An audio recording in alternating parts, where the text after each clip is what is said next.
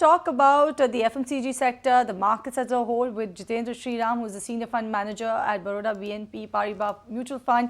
A very good afternoon to you, Mr. Sriram. Thank you so much for joining us on ET Now. And what's your take, actually, since we were talking about Nestle India earnings, what's your view coming in on the FMCG sector? Because of the last 6 months or 3 months or so, we have been actually betting on the FMCG sector, or there are murmurs around the fact that the rural recovery is underway, the urban recovery is already there, and maybe things will look better for the FMCG sector.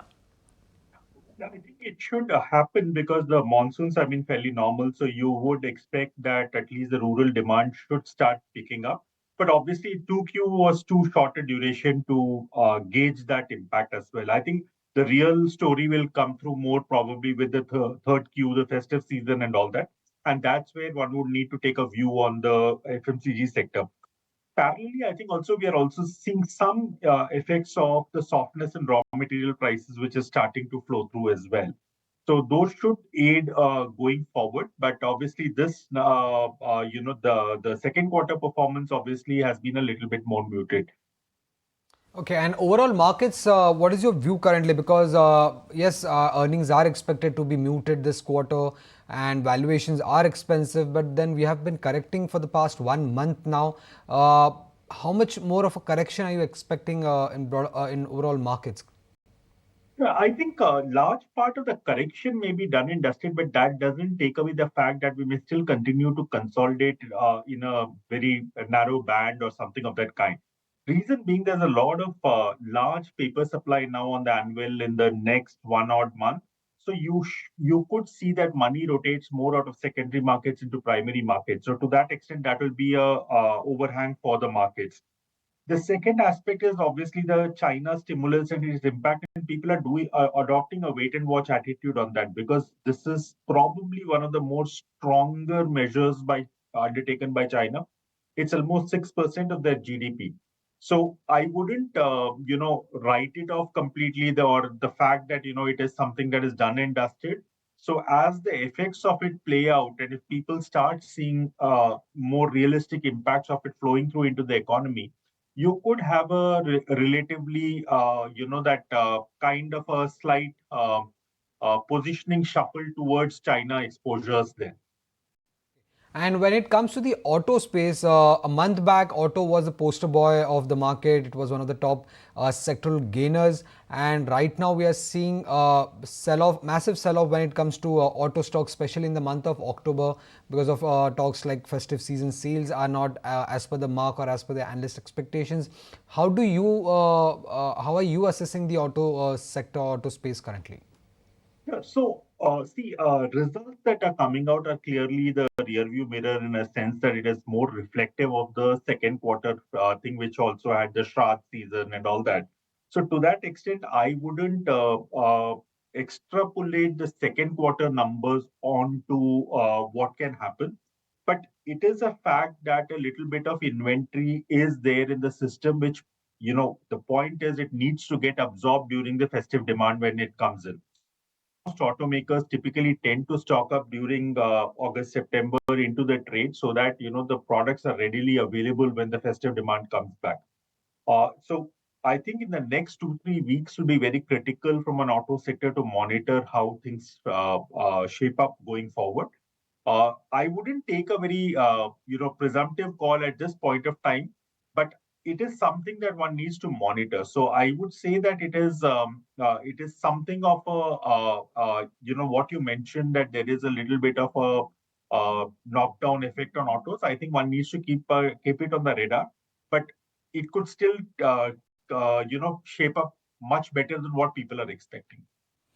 Right. Mr. Sriram, let me ask you about the banking space. Now we've seen some sizable correction come in the market. We've seen it actually correct, consolidate, actually before that move up coming in for the benchmark. So do you think that this time when the sector rotation takes place, you think that the banks will again actually take the pole position and will be the sectoral leader and be the one that will actually kind of lead the sectoral rally going ahead? Sure. See, one part, if we just analyze the banking space, I think there are a couple of points that needs to be highlighted. One, the sector as a whole has underperformed the broader market for the last two and a half years or so. To that extent, it is not burdened by expectations. Second part is that we also had a situation where the monetary authority had tightened monetary rates and all that. And to that extent, as the easing process begins, it should be, from a flow perspective, at least positive for the bank space. When India starts its rate easing trajectory, it is basically that you might see more foreign money starting to come back into India, and typically banking space occupies a large weight in most relevant indices. So to that extent, it will be a logical beneficiary of such flows. So those two aspects remain, but I think you're right in saying that obviously the monetary easing has gotten a little delayed from what it was originally positioned, because you already saw the Western world like EU, the ECB, the Fed, and all starting to ease, but RBI obviously feels there is still some inflation price pressures in the economy. If you look at even in the monetary policy, the kind of forecast that they have put out for the subsequent quarters, it's still above their median point of 4%. So to that extent, they do anticipate that inflation will remain above their median comfort zone number. And to that extent, your monetary easing may be a little bit more delayed than what was originally envisaged. But I would say, from a sectoral rotation perspective, banks could do better. But one thing that will happen is probably the same kind of banks may not be the ones which are now the beneficiaries. In that context, I would say that maybe the asset quality trade has already played itself out largely. So the kind of gravitation that you saw upwards in PSU banks may not be the real leader right now. It might be more the private banks which kind of lead the rally from here on. Right, sir. And lastly, sir, before we let you go, post the recent correction that we have seen in markets, any sectors, any pockets that are looking attractive?